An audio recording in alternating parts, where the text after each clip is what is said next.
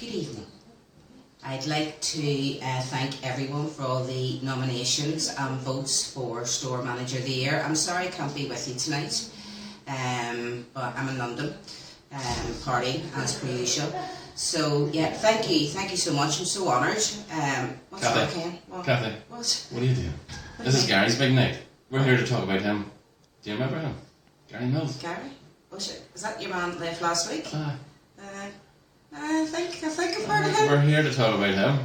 So not Store Manager of the Year? No, this is his big night. Oh, for not yours. Flip's sake. I thought it was mine. No, not this time. Right, okay, right. Gary. What do you remember? Gary? Oh, flip me. When's the first time I ever heard of Gary?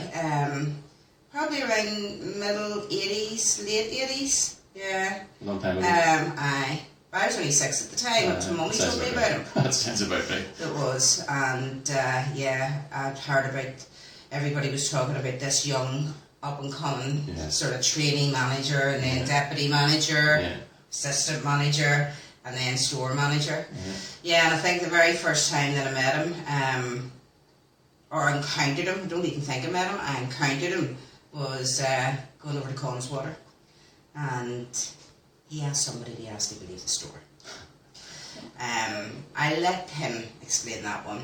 Yeah, you worked with him in Connswater, didn't you? I did, and that's probably when I first met him too. It was probably about 1993 or 94 or something like that. But I became his night manager in Connswater, and I owned the Knockmagonny. So for about 7 years I was his night manager. And as any night manager will know, the challenge of walking around with your store manager in the morning can be quite tight. Well, walking around with Gary Mills was tight. And you stuck it for 7 years? I did, I had heard him, like.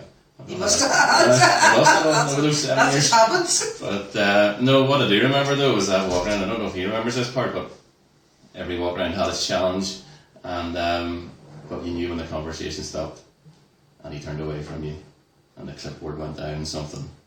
That I took 2 steps back. I don't know if he ever seen it because his back was always to me, but what was coming next was always could only be deemed as the hair jar conversation.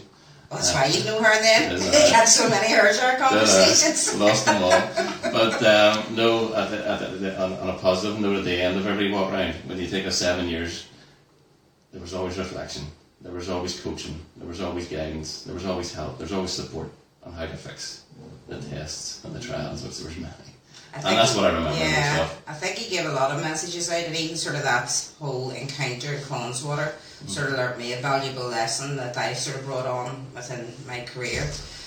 Stephen Cochrane hates me for it sometimes, but if it's not right for your customer, it's not right for your team, it's not the right time, then don't do it. Just because somebody said it, don't do it. And I've sort of always led that throughout my whole career. But you know, we're all really proud of him. Absolutely, and you know, sort of how he's moved on so quickly and become that ambassador, and really I take credit for that. Do you? Yeah. How do you? Yeah.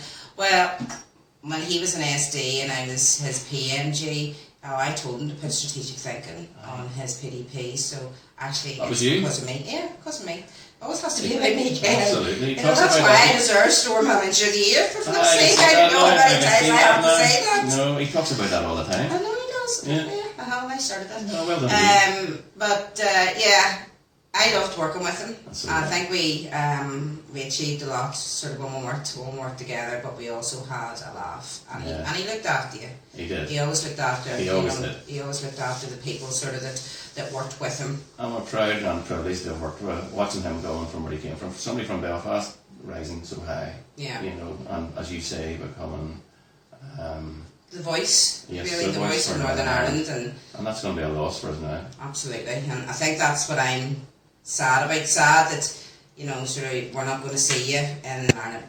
Perhaps that's lost. At that point, I suppose we would like to wish you all the best, all the very best for you and your life. All happiness, for what the future holds for you. Yeah. Take a wee break.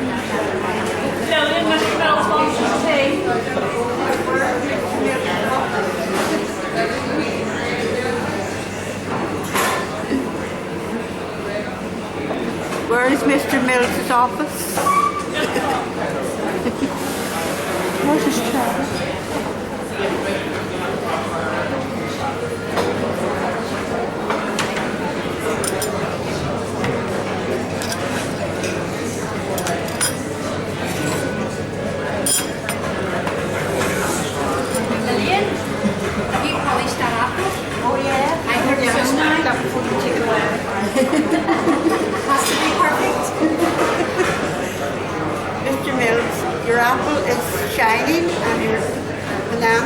that mark on it.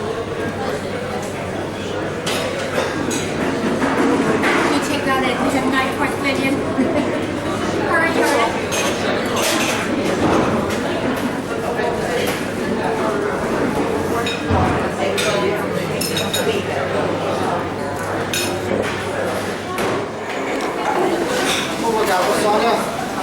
Wish you all the best in the future, Mr. Mills, and it's been a pleasure listening to you for so many years.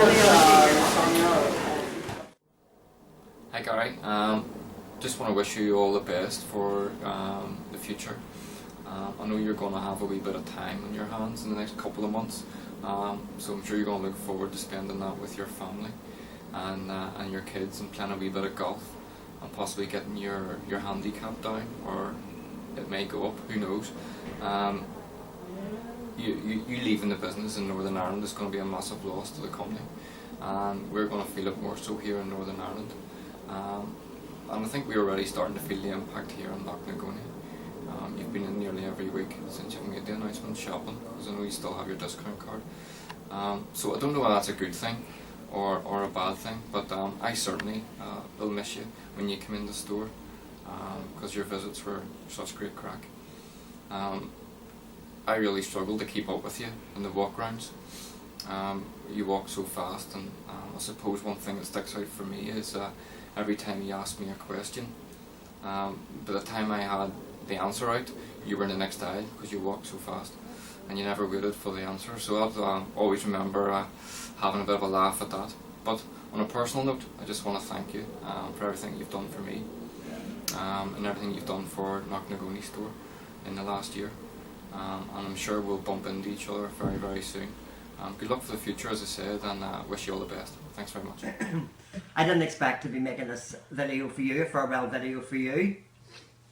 Like, I've worked for you for most of my career in various different stores and various different positions, and it's been an absolute pleasure and the best to crack, I must say. But just before you go, I think it's confession time. About 25 years ago, you got me to pick you up, bring you into work. That was no problem, I done that. You were very naughty and insulted my car. So the day before, I was up at home and I'd been moving bales of straw around. So when you get into my car, obviously you get covered in straw. When you get out of it again, you were covered in straw, but I never told you. So you went on into the shop and it was mentioned. Now, just before I go, it's been an absolute pleasure working for you. It really has. You've sadly missed. And I have some memories I could share, but strictly with yourself. Absolutely with yourself. Bye. Gary, thank you for everything you've done for us over the last number of years. And if you see me later on, you can ask me about an episode that happened about 20 years ago when you lost your hubcaps of your car for 4 meetings in a row, and you couldn't figure out why you were losing hubcaps. If you ask me later on, I'll tell you the truth. Thank you.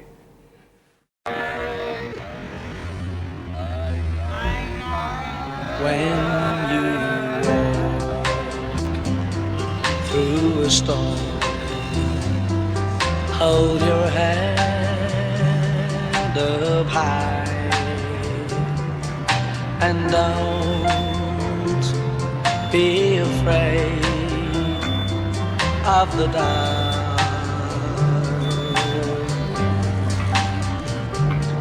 At the end of a storm,